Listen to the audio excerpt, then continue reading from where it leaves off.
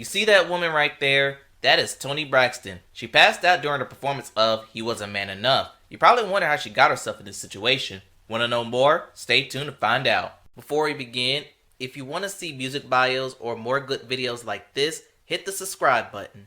Also, I've started a Patreon account. On here you get more copyrighted material and they'll be uploaded 48 hours prior to YouTube. If you want to support or visit, link is in the description.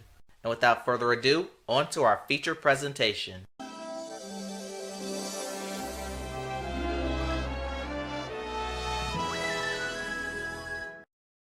Toni and her family come from a Methodist household from Baltimore. She's part of a singing group with her sisters, coincidentally known as the Braxton Sisters. They're auditioning for L.A. Reid and Babyface Edmonds in Atlanta. Now hold up, I pretty much remember L.A. being bald. Also call me stupid, but I just now discovered how LaFace got its name. Anyway, they audition for the duo, and Toni does an improv solo of the Lord's Prayer. Our Father, who art in heaven. Back home, Toni is preparing music for upcoming Sunday service until she gets a phone call from L.A. Reid. He wants to sign Toni and only Toni, meaning her sisters aren't part of the deal yet, as LaFace already had a girl group on their roster, presumably TLC. After Bible study, Toni breaks the news to her family and they are upset, especially little Tamar. Promise that you will come back and help your sisters. Yes, I promise. She's never coming back. Tamar. Let her go, Emma. Let her go. Toni wants to turn it down, but Tracy advised her to take the deal as opportunities like this don't happen often. After some convincing, Toni agrees to travel to Atlanta on a condition she do not forget her sisters down the line. After a nearly 10-hour drive, Toni arrives in Atlanta and we meet the devil I mean Pebbles, LA's then wife. LA tells Toni that there's a lot of money already thrown at her and she is concerned about this, but LA doesn't give her the answer she wants to hear. They get her into the studio to record demos for Anita Baker as they work on the Boomerang soundtrack. But Anita couldn't record due to scheduling conflicts and they recruit Toni full time. That song would turn out to be Love Should Have Brought Me Here. For her image, she settled with a short haircut and they give her some cream to help out with breakouts, and this will be important later on. You're not trying to have kids soon, right? I'm not even dating. Just focusing on my career.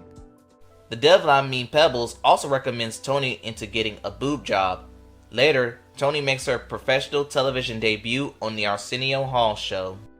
She releases her solo debut album and it becomes a high seller, earning her a nice Porsche. Toni hires her sisters as background dancers and singers, owning up to her word. LA then gives Toni $1 million and she buys a house in Atlanta. She asks the whereabouts for her father, but he's out witnessing. Her sister discovers Toni's boob job, to which her mother unsurprisingly disapproves. They bring you out here and tell you how much they love you. Then all they try to do is change you. You let them cut on your body? That's a sin before God. But it'll be here where we find out that Toni is nominated for 3 Grammys, winning 2, including the coveted and somewhat cursed Best New Artist. As she wants to work on her second album, Toni isn't feeling the direction LA and Baby wants to take her, and that is emphasized when she turned down the Diane Warren tune, Unbreak My Heart. But after begging, she gives it a second listen. We then get an era where we hear the instrumental for He Wasn't Man Enough, as that song wasn't even out yet.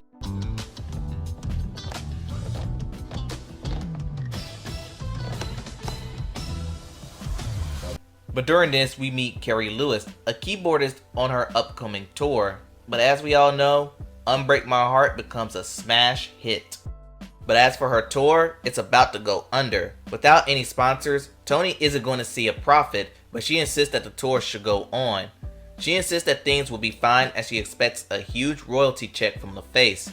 That royalty check is only for $1,992. LA recouped their expenses from the tour. With $4 million in the red, her financial advisors insist to file bankruptcy and sue LaFace. But wait, there's more. Her assets are being seized, which includes her Best New Artist Grammy. And worse is that the media and the press are calling Toni Braxton a reckless spender. People really think that I'm out here just spending my money shopping? Like I'm some spoiled little pop singer living this crazy lavish lifestyle. But at the hearing, they ruled that her contract was awful and she wins the suit, but she cannot discuss the suit for at least a decade. As she's working on the third album, her and Babyface are having differences on the sound. At that moment, Toni storms out and found out she's pregnant, and she's not thrilled. Remember the acne medicine that she was taking? Taking said medication caused birth defects, so Toni must abort the baby. But this will only be a minor setback as she marries Carrie Lewis and have 2 healthy sons. But as for her love life is thriving, her mother's is falling apart. She finds out that her daddy had a mistress and she raises hell. A reverend! He took a vow before God! And for 9 years he's been running around with that whore! It's 2006. Toni opts for a Vegas residency in effort to gain stability for her family, and that's when we find out that her son Diesel is autistic.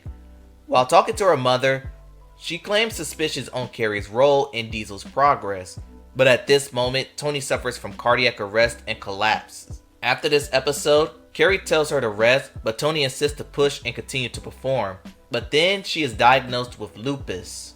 Her doctor insists to rest for a month or yet retire from music, and this takes us right into the beginning of the film where she passes out. She now has no choice but to cancel the rest of her residency. She is sued by multiple vendors and her insurance company won't cover the hotel expenses. Once again, Toni files for bankruptcy, and this causes her relationship with Carrie to strain and they eventually divorce. Toni finally decides to come out to the press on her condition with lupus. My name is Toni Braxton, and I am a lupus survivor. Afterwards, her family wants to do a reality show, mostly featuring the sisters, but Toni doesn't want her business being out there for reality TV. Her mother then apologized for pressuring Toni to support the family. I see that I've put a big burden on your shoulder, making you feel responsible for your sisters. But I guess I was just terrified of losing my family. The Braxton Family Values become a reality TV show hit. But Toni is finally burned out from it all and she announced her retirement from music. This upsets Babyface and only he begs Toni to do another album with him. She agrees and the result is Love, Marriage, Divorce, released in 2015, which will give Toni another Grammy win. The movie closes with her singing Unbreak My Heart. Compared to the Aaliyah movie, this was a masterpiece.